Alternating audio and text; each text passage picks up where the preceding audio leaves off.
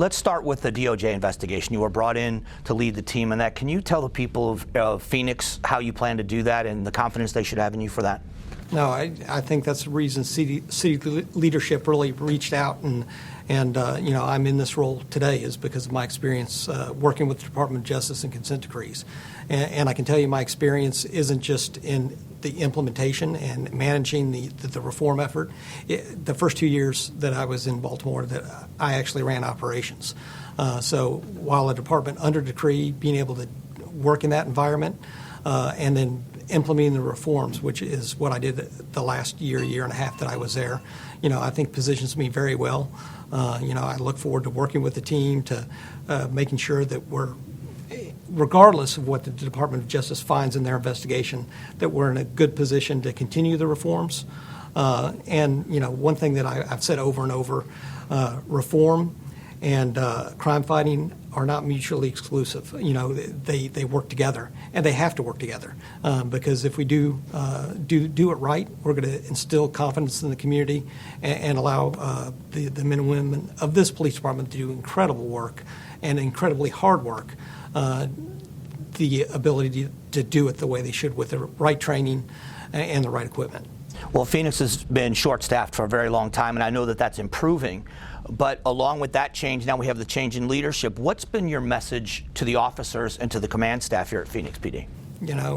It's day 3, so I've worked just getting to know folks, and my message is we're going to continue to work every single day to get better. And my message is about I believe in self-assessing and then correcting what we need to correct, and then getting better every single day is truly what we need to work towards, and build the teams that we need to be able to do that.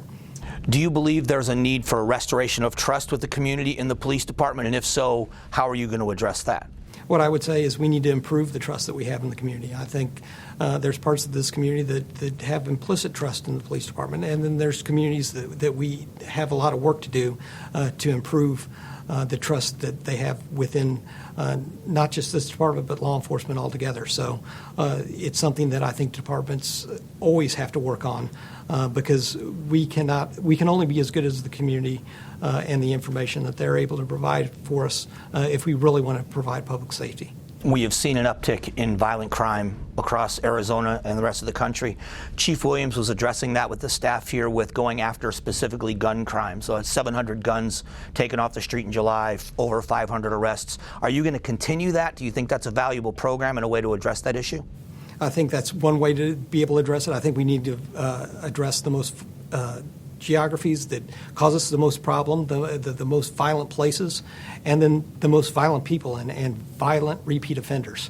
A focus on violent repeat offenders and those geographies, I think, are critical that we must do, and we must engage the community to be able to help get the information we can to get in front of these crimes before they occur. Is going to be a focus, and I plan to work with the team to put together that plan, like what Chief Williams had, to continue to work very hard to address violent crime. You've come from a place where there are a lot more strict gun laws than there are here in Arizona. Does that change the way policing happens, or does it stay the same and just enforcement of existing laws? It really doesn't change because the department I was previously had laws similar to what we have here in Arizona. So I don't see there be a change, in strategies. It's still focused on those folks that decide to carry guns illegally and use them illegally and cause harm to communities that we're going to be focused on. We know that Phoenix is doing a good job of recruiting new officers into the profession, but one of the things they're losing is a lot of officers are retiring. What is the city going to do to try to retain those officers, to train the young officers to be standalone and the officer quality that you want? No, I think there's been some work with a recent contract. I think that is critically important, but we really do. We have to work. It's not just about getting people in the front door. It's about managing what that back door looks at. Some officers they've reached retirement age and they've had a good career and they are going to retire. But we certainly need to retain the experience to be able to train those young officers to get them there. I think that's part of it.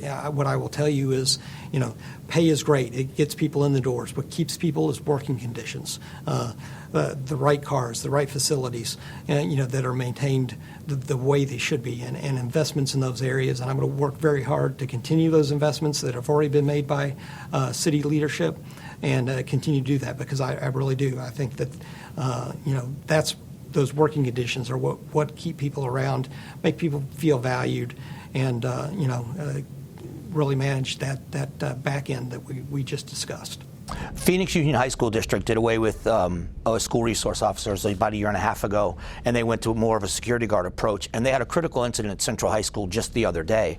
Do you think there's a need for school resource officers? Are you working with the school system so that parents feel that their children are safe in the schools? What needs to happen? I'm still getting up to speed on that issue. I think school systems need to have a security plan. We need to be able to be part of that plan, because that's public safety within the city.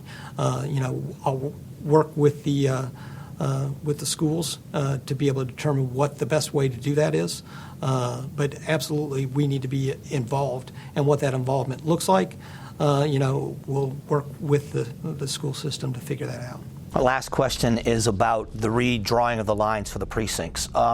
What is that going to look like? Do you have an idea of what that's going to look like? How will that change for the officers here? And is it going to improve policing in the city by doing it?